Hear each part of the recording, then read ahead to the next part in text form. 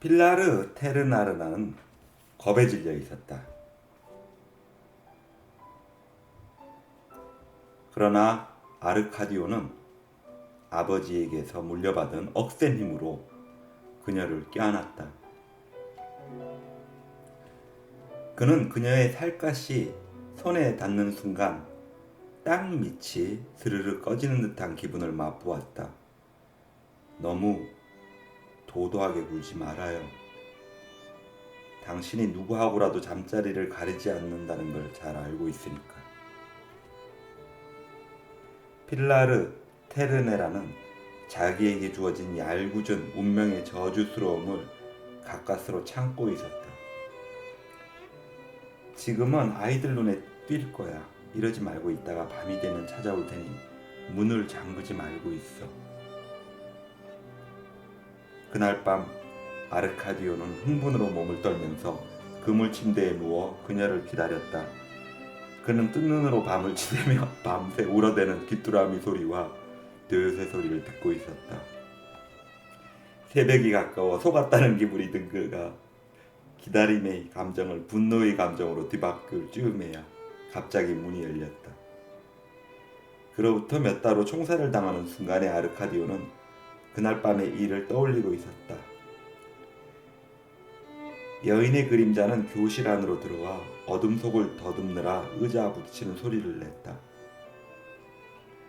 그녀의 살갗에서 느껴지는 감정과 뜨거운 숨결을 토해내는 그녀의 채취는 낮에 겪었던 것과는 다른 것이었다. 그는 손을 뻗어 어둠 속에서 방향 감각을 잃고 있는 그녀의 반지가 2개나 끼어 있는 손을 잡았다. 그는 그 손바닥에서 어떤 불행을 예고하는 듯한 빠른 맥박과 뻗치다만 엄지손가락 아래 생명선의 손금을 만질 수 있었다. 그는 그녀가 자기가 기다리던 여자가 아니라는 것을 금방 알아챘다. 그녀에게는 연기 냄새와 같은 채취 대신 향수 냄새가 풍겼다. 그녀는 남자처럼 작고 단단한 젖가슴, 야자 열매처럼 단단하고 둥그스러운 음부, 그리고 흥분에 휩싸인 서툴기 그지없는 부드러운 느낌을 가지고 있었다. 어둠을 뚫고 나타난 그녀는 처녀였으며 산타 소피아 드라 피에다르라는 이상한 이름을 가지고 있었다. 필라르 테르네라는 자신이 이제까지 모은 돈의 절반에 달하는 50페소의 큰 돈을 들여 자기 대신 그녀를 아르카디오에게 보냈던 것이다.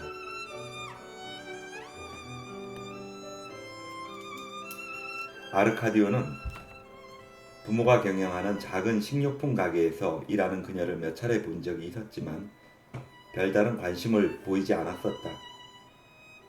그녀는 어딘가 품위가 있어 보여 보통 여자들처럼 여겨지지 않은 까닭이었다. 그러나 그날 밤에 일이 있고 난 다음부터 그는 고양이처럼 그녀의 부드럽고 따뜻한 품속을 찾아들었다. 필라르 테레나가 모은 돈의 나머지 반을 주고 그녀의 부모를 설득시켜 허락을 받아낸 후로 그녀는 매일같이 낮잠 시간을 택해 학교로 찾아왔다. 훗날 정부군이 그들의 사랑의 보금자리를 점령해버리자 그들은 가게 뒤쪽에 돼지기름 깡통과 옥수수 부대가 쌓인 곳에서 사랑을 나누었다. 아르카디오가 시장 겸 지역 사령관에 임명될 무렵 그들 사이에는 딸 하나가 태어났다. 가족 중에서 이 사실을 알고 있는 사람은 호세 아르카디오와 레베카 두 사람뿐이었다.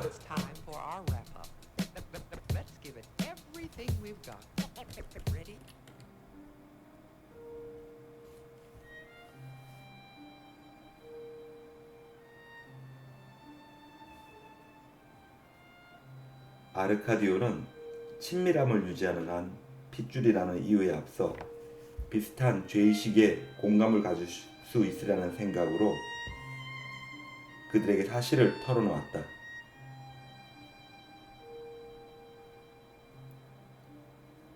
호세 아르카디오는 이 무렵 결혼의 명예를 충실히 걸어매고 있었다. 레베카의 강인한 기질과 충동적이면서 지칠 줄 모르는 욕구가 여자나 밝히는 게으름뱅이 남편을 소처럼 일하는 부지런한 사람으로 개조시켜버렸다. 그들은 항상 집을 깨끗하고 단정하게 정돈해 놓고 있었다.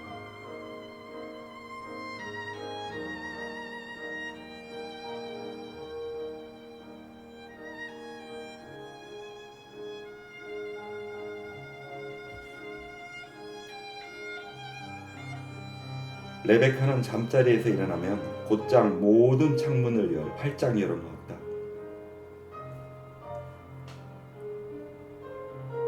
그러면 공동묘지 쪽에서 불어오는 바람이 창을 지나 뒤뜰로 빠져나가며 벽과 가구를 하얀 뼈가루로 덮었다. 그녀의 흙을 먹고자 하는 욕망, 부모의 유골이 달그락거리는 소리와 피에트로 크레스피의 소심함으로 치밀어 오르던 불안은 이미 기억의 다람박 속으로 사라지고 없었다. 전쟁으로 인한 두려움 따위는 안중이 없이 레베카는 하루 종일 창가에 앉아 뜨개질을 했다. 그러다 남편이 돌아오는 요란한 소리에 찬장의 사기 그릇들이 서로 부딪혀 달그락거리는 소리를 내면 자리에서 일어나 음식을 데우기 시작했다. 그러면 곧 각방과 박차를 차고 엽청을 둘러맨 거구의 남편이 지저분한 사냥개를 앞세우고 돌아왔다. 그는 어떤 때에는 사슴을, 어떤 때는 토끼나 드로리를 잡아가지고 왔다. 마콘도의 지배자가 된 아르카디오가 어느 날 문득 그들을 찾아왔다. 집을 나온 이후로 한 번도 그를 만난 적이 없었지만 그들은 자기들에게 언제나 친절하고 다정했던 아르카디오에게 저녁 식사를 같이 하자고 권했다. 식사 후 커피를 마실 무렵에야 아르카디오는 이것을 찾아낸 까닭을 얘기했다. 그는 호세 아르카디오를 상대로 한 진정서를 한 장 내밀었다.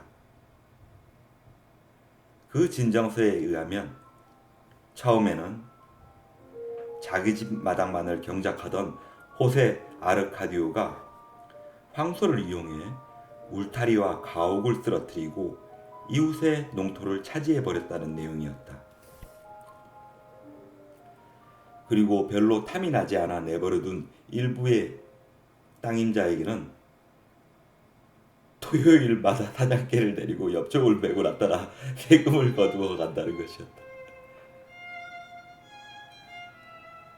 호세 아르카디오는 진정서의 내용을 부인하지 않았다. 그는 자기가 차지한 농토는 호세 아르카디오 부엔디아가 자기에게 물려줬어야 마땅한 땅이라고 주장했다.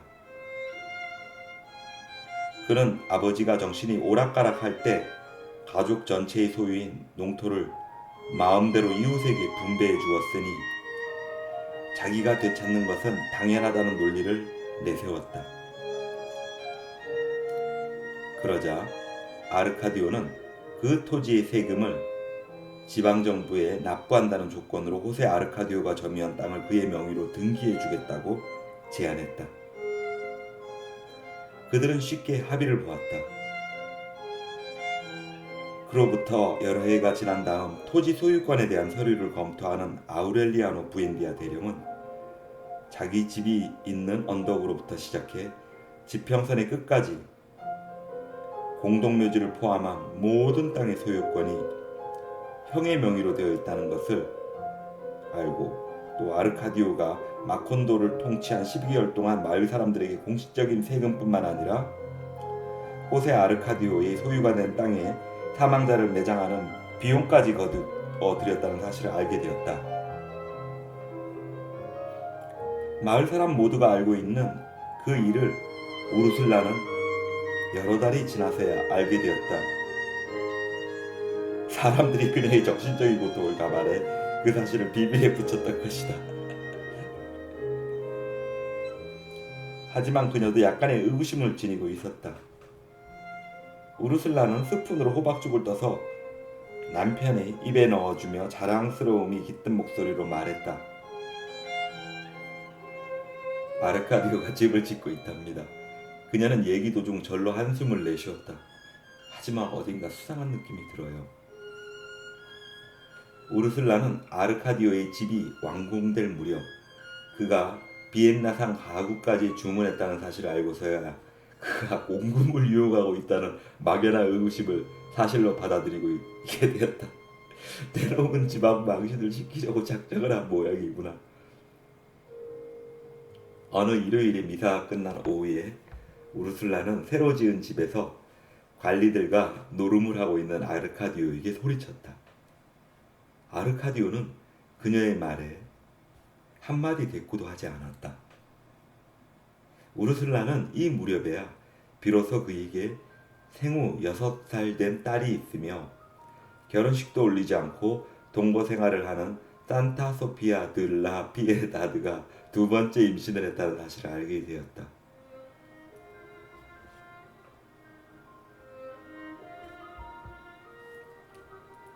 어디에 있는지도 모르면서 우르슬라는 아우렐리아노 부엔디아 대령에게 이 사실을 알려 해결책을 구하겠다는 생각으로 편지를 쓰려 했다.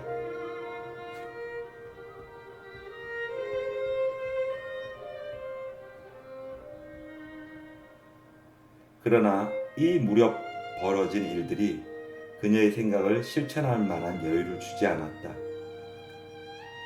그녀는 그런 생각을 했다는 사실 자체가 후회스러울 지경이었다.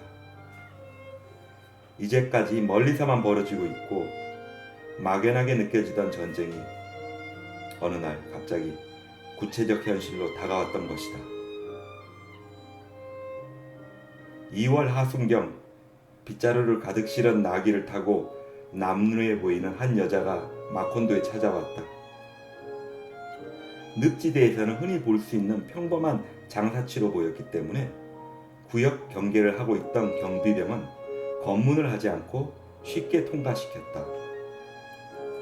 그 여자는 곧장 부대의 막사로 찾아갔다.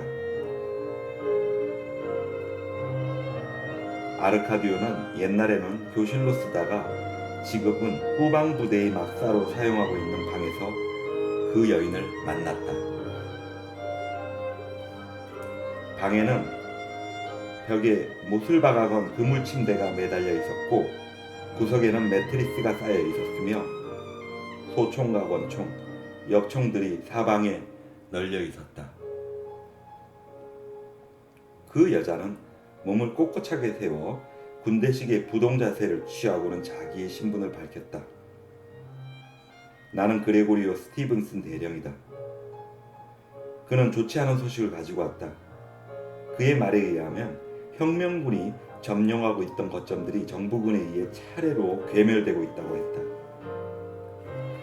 그 역시 미오아차 부근의 전투에서 패해 철수작전을 벌이고 있는 아우렐리아노 부엔디아 대령의 전달 사항을 가지고 아르카디오를 찾아온 것이라고 말했다.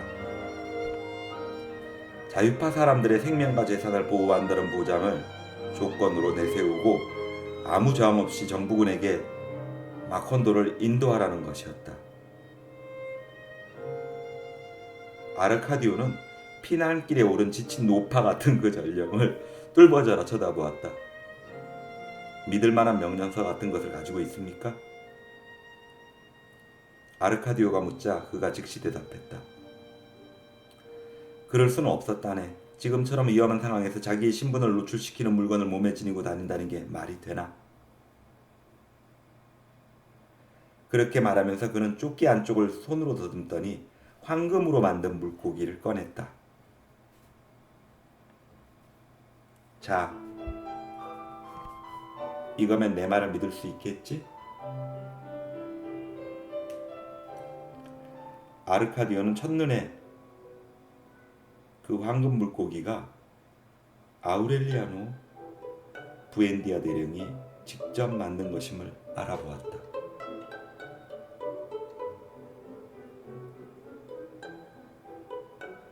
그러나 그것만으로 위험천만한 전원을 믿을 수는 없었다.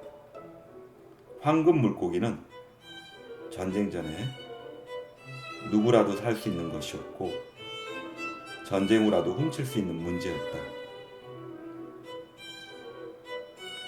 결국 그 전령은 자기의 신분을 증명하기 위해 군사 기밀까지 털어놓아야 했다. 그 기밀은 이러한 것이었다. 그는 지금 중요한 임무를 띠고 쿠라카오로 향하는 중인데 그곳에서 카리브해에 도처에서 모여든 망명자들을 모아 군대를 조직하여 연말에 본토 상륙 작전에 필요한 무기와 탄약을 확보하려 한다는 것이었다. 이러한 작전이 준비되고 있었기에 아우렐리아노 부엔디아 대령은 자유파 희생자가 나지 않도록 조처를 내렸다. 그러나 아르카디오는 그의 말을 믿으려 들지 않았다.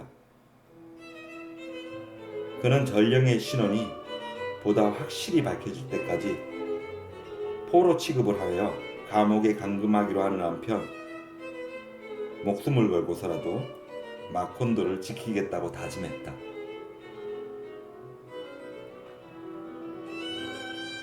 그 결과가 나타난 것은 이로부터 오래 지나지 않은 때였다. 그 동안에도 자유파의 패배 소식은 곳곳으로부터 들려왔다. 3월의 어느 날 새벽 때이른 비가 추적추적 내리는 미명의 정적을 깨트리며 기병대의 요란한 나팔 소리를 앞세운 대포 한 방이 교회의 종탑을 박살내자 마을은 순식간에 공포의 도가니에 빠지고 말았다.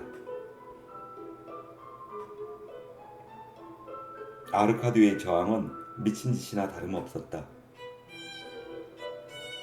그의 휘하에는 고작 28의 탄환밖에 지급받지 못한 열악한 장비를 지닌 50명의 신통치 않은 부하가 있을 뿐이었다.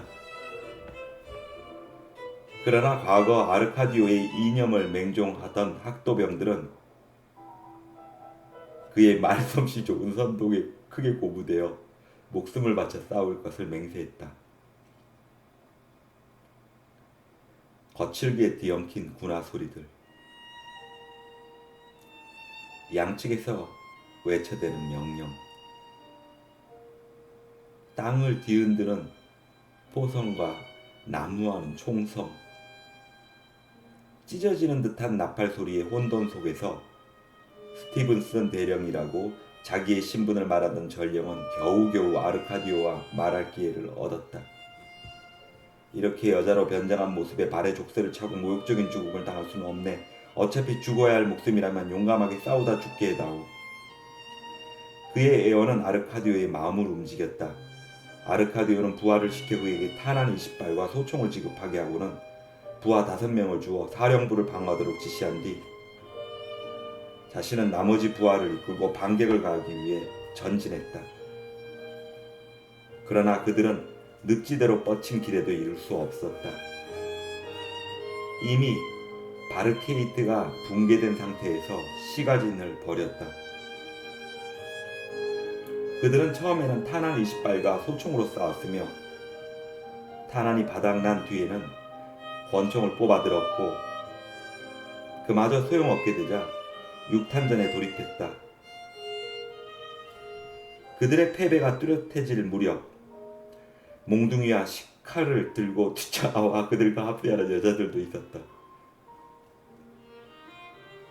이와 같은 아수라장 속에서 아르카디오는 호세 아르카디오 부엔디아가 쓰던 권총 2자루를 움켜쥐고 잠옷바람으로 미친듯이 그를 찾아 헤매고 있는 아마란타를 만났다. 아르카디오는 전투 중 총을 잃어버린 한 장교에게 자기의 총을 건네주고 아마란타를 집에 데려다 주기 위해 옆길로 숨어들었다.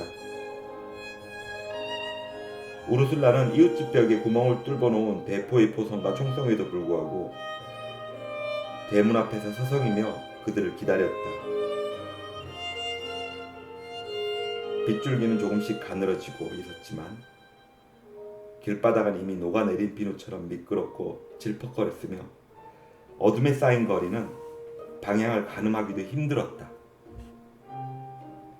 아르카디오는 아마란타를 우르슬라에게 맡긴 뒤 길모퉁이에서 총을 쏘아대는 적군 2명과 대치했다.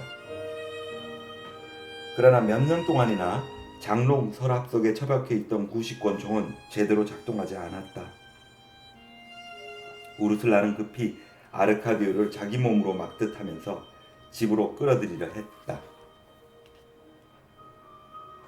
제발 부탁이다. 내 말을 좀 들으려무나. 이제 이런 미친 짓은 그만둬. 그녀가 애원하는 사이 군인들이 그에게 총을 겨누었다. 그들 중 한 사람이 소리쳤다.